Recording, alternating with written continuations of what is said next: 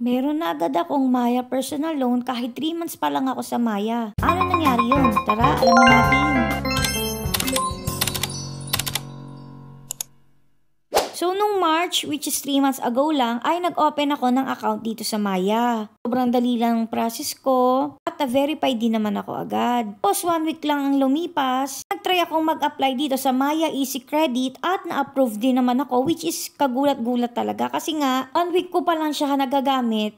At wala pa akong nalalabas or napapasok na masyadong pera dito. Siyempre, kahit takang-taka ako, is natuwa ako dahil nga nagkaroon naman ako ng 1,000 na credit limit. Tapos last month, this May, ay nag-upload ulit ako ng video. Tumaas ang credit limit ko dito sa Maya Easy Credit. So, from 1,000, naging 2,000 siya. Tapos may update ako sa inyo ulit now. From 1,000 to 2,000 ay 3,000 na ang credit limit ko dito sa Maya Easy Credit. Sobra ko talagang kinatuwa kasi ang bilis tumaas ng credit limit ko rito. So, yung inaantay ko talaga dito kasi is yung personal loan ni Maya. Which is yun talaga yung wala sa akin. Pero kahapon may na-receive akong notification at ganito yung nakalagay. Hindi na nga daw ako mag-apply sa personal loan ni Maya. Pwede ako makapag-borrow ng hanggang 250,000. Siyempre, sino ba naman tayo para tumanggi? Idali kong chinek yung Maya personal loan ko. Kasi ito nga, clinic ko na yung apply now.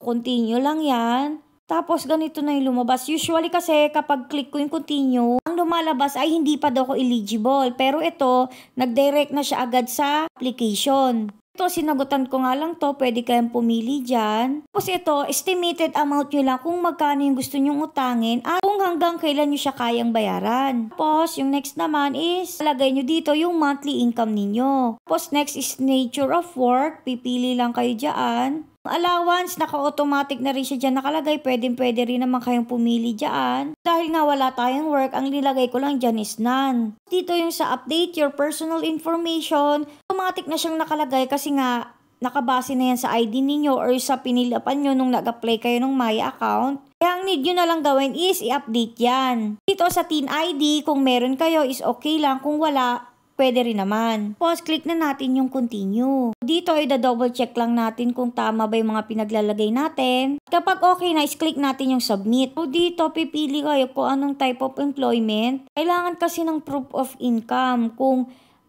private kayo or trailing business nyo ba or freelancer kayo. So, hindi ko dito medyo naguguluhan ako kasi ang nilagay ko naman dito is walang work, which is housewife nga lang. Pero need pa rin talaga ng proof of income. So, yun nga, nag-submit lang ako sa isa. Mga 3 kailangan. Pero kung meron naman kayo lahat, is pwede nyo ibigay yung lahat. Tapos, ayan na. Wait lang daw ako ng 72 hours, which is 3 days. At sa 3 days, ay bibigyan ko kayo ng update kung na-approve ba ako or hindi. So, yun nga na. Sana may natutunan kayo sa video na ito. Thank you for watching. Yun lang.